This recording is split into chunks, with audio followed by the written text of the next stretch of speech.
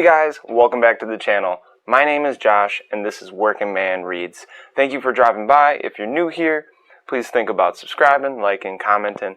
Definitely makes my day interacting with you guys. So today I'm going to do what the cool booktubers do, and I'm going to do my top 10 videos of 2020, or not videos, this is a video, my top 10 reads for 2020 in no particular order, and these books were released at all different points of time. Not all were released in 2020, and you'll notice that real quick. So, first off, I'm going to start off by saying I enjoyed Anthem by Ayn Rand. There was a review on my channel for it, and it was a pretty interesting book to review. I enjoyed the author's writing style, and it is definitely a dystopian tale about what could happen in the world if we basically decided to take over all free choice and individuality in a society. What would happen? And so that's that one. Next is going to be a Western. Yeah, we're all over the place. By Pete Texter, and it's going to be Deadwood. Now, this was a shocking read for me. I didn't really know what to expect when I went into it, and I ended up freaking loving it. It's really more of a tale about people and Deadwood as a town. And you kind of thought it was going to be more about Wild Bill Hickok, but it ended up being more about the town and the horrible things that the West was as a whole.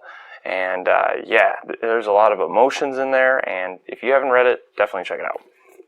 Next is going to be Red Rising by Pierce Brown, and this one it made the list because I ended up picking the other stories up in the series. I haven't reviewed them yet on the channel, but I love what he started here.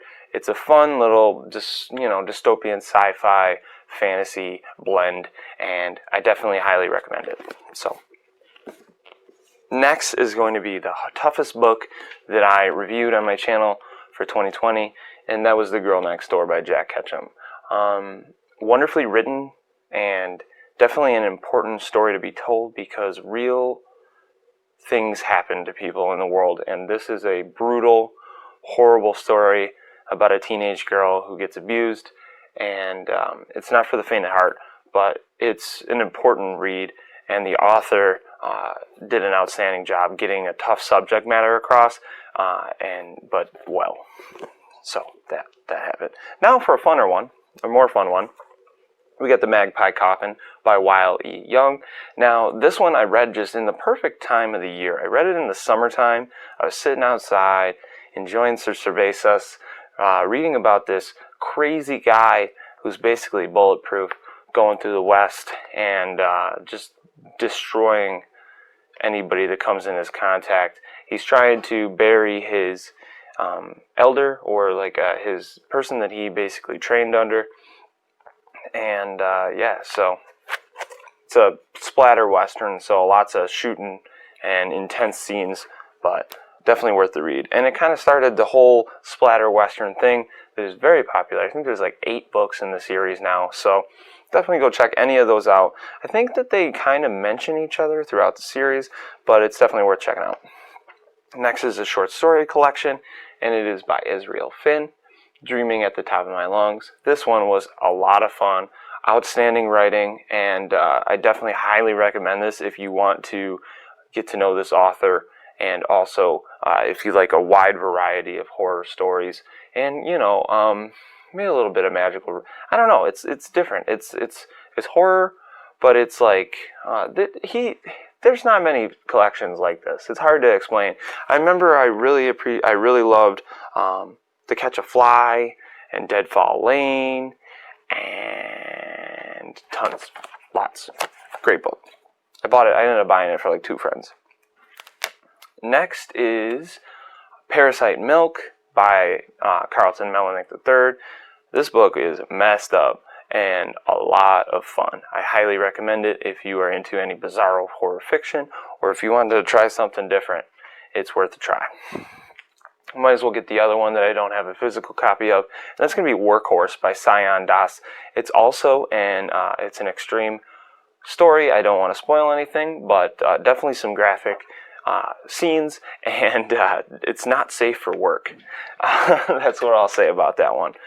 And next is probably one of the best novelettes or short pieces of fiction that I have read in my lifetime. And the subject matter is dark and deep and emotional for the author.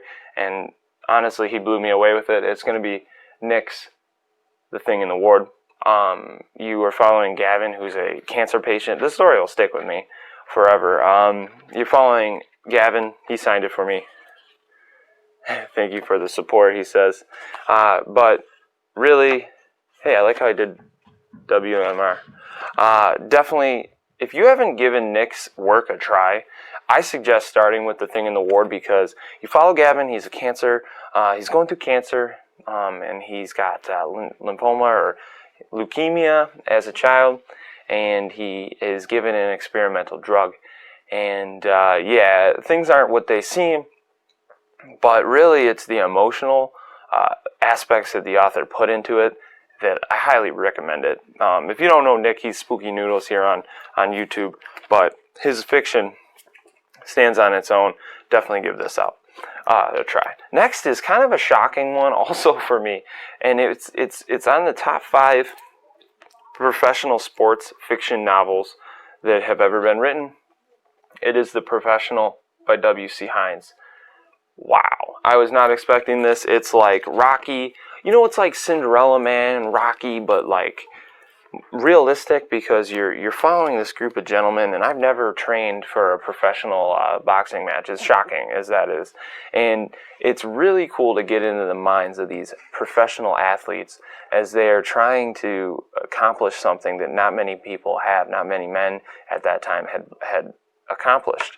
And it's old school. It's like you're just hanging out with the boys, and they're drinking and smoking some cigars, and they're just talking about the next fight. And it tackles racial inequalities and many, many things that happened back in the day. It was 1958 when he wrote this. So yeah, you got Doc Carroll, who's like old school boxing coach. You got the Eddie, who is the main character, the boxer that is pictured on the front.